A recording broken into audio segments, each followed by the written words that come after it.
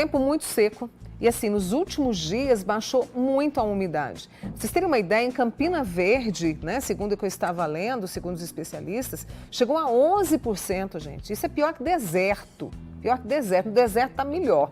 E aí, claro, o que a gente sente? De uma forma geral, né? Do cansaço a problemas de saúde. E aí a gente se pergunta, bom, que nem o nosso amigo estava contando aqui, o que mais nós podemos fazer? Porque vai continuar, meus amigos. Esse calorão, essa sensação, essa sensação vai continuar.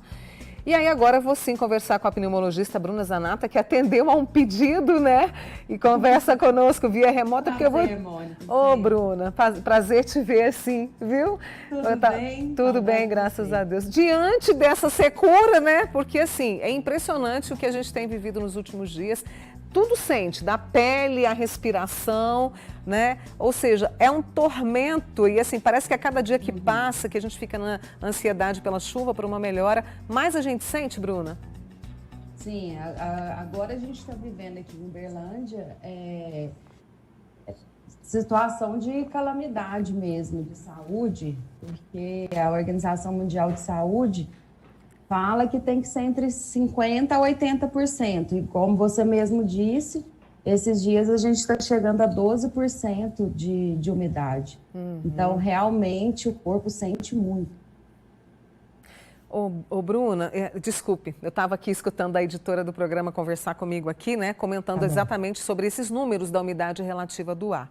E aí, é claro que para algumas pessoas parece que esse tormento é maior e para outras nem tanto. Qual que é a explicação e qual tipo de sensação que nós temos? Ou seja, o que eu sinto?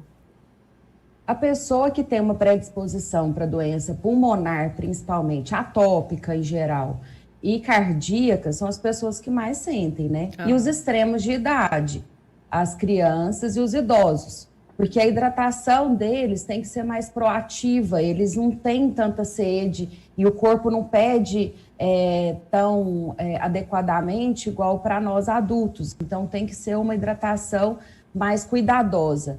Então, essa população sente mais, as faixas extremas e quem já tem doença pré-existente.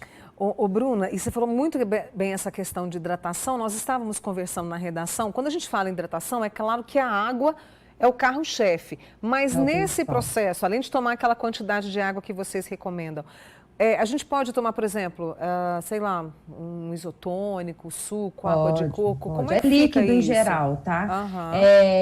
Principalmente, agora a alimentação também tem que ser mais leve, né? Então tem que entrar aí o suco, água de coco, esses isotônicos mesmo que você está falando, entra como hidratação, sim.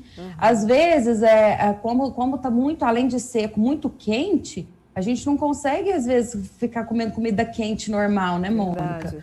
Então, entra aí as vitaminas mesmo, com frutas, e você pode colocar um cereal. Então, isso aí entra também como a hidratação, não precisa ser água única e exclusivamente. E a hidratação nasal também é extremamente importante, né, com soro fisiológico, porque a porta de entrada do sistema respiratório é o nariz. Então, a mucosa ali seca fica bem mais propenso para a pessoa ter qualquer outro tipo de afecção, né? Tanto viral, quanto atópica, quanto bacteriana. Então, entra pelo nariz. Então, essa hidratação nasal tópica com soro é extremamente importante para a gente. E aí, vem alguns probleminhas de saúde por essa dificuldade de respirar, tanto para quem já tem algum problema quanto para quem não tem nenhum problema. Mas, assim, essa dificuldade para respirar e os problemas, quais são os problemas que podem vir? Olha, o principal de tudo, assim, que a gente mais vê, principalmente em pronto-socorro, é a cefaleia, a dor de cabeça, que piora bastante. Quem tem já um problema de enxaqueca, isso aí as crises vêm, mas mesmo quem não tem, tá? Irritação nos olhos, garganta, nariz, então fica tudo mais seco, e isso também é uma queixa frequente. Pele seca, então a pessoa tem que hidratar bastante também a pele com hidratante, viu? Para fazer essa camada de proteção da pele. E falando do sistema respiratório e cardiovascular mesmo, aí sim, aí tosse, né? E começa as faringites, a bronquite, quem já tem propensão piora, mas mesmo quem não tem pode ter casos inéditos, né? Que são as bronquites agudas. A pessoa não quer dizer que ela tem asma, mas ela tem uma bronquite aguda, tem que ser resolvido naquele momento. E quem tem problema cardiovascular, as arritmias, palpitações e até risco maior de infarto, porque o corpo tem que trabalhar mais com essa umidade baixa.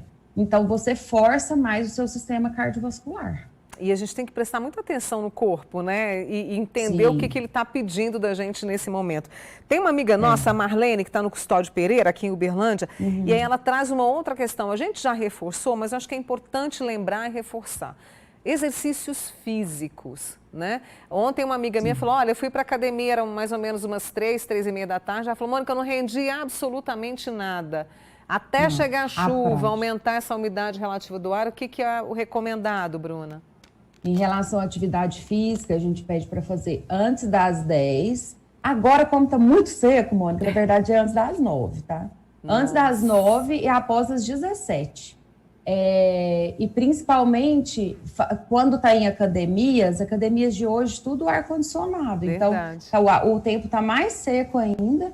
Então, se você for fazer prática de atividade física essa semana, prefira ambientes externos, né, próximo de árvores, parques, e evitar ambientes mais secos, que é com ar-condicionado, e onde é mais poluído, próximo de automóveis, né, e de poluição mesmo da cidade.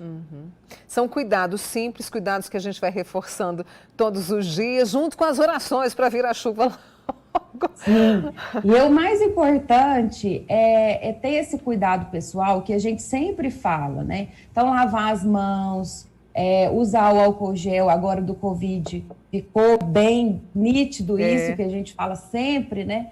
Mas agora no Covid parece que a população entendeu melhor essa necessidade, e isso tem que ser eterno, Mônica. Não podemos esquecer na hora que passar a pandemia, né?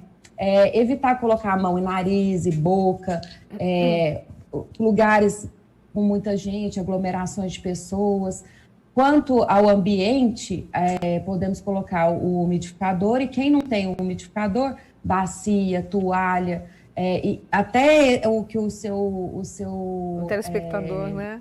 telespectador falou, borrifar mesmo a água no ambiente é importante para a gente. Usar o vapor de água quando for tomar banho, isso também é ótimo, pode fazer, essa é uma dica bem boa. Eu adorei essa conversa, é sempre bom a gente reforçar os cuidados, porque às vezes a gente fica envolvido com as obrigações e acaba esquecendo desse cuidado pessoal.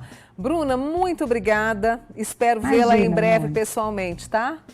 Obrigada. Até logo. Até logo. É a Bruna Zanata, pneumologista, nos alertando aqui mais uma vez sobre essa situação difícil que a gente está vivendo.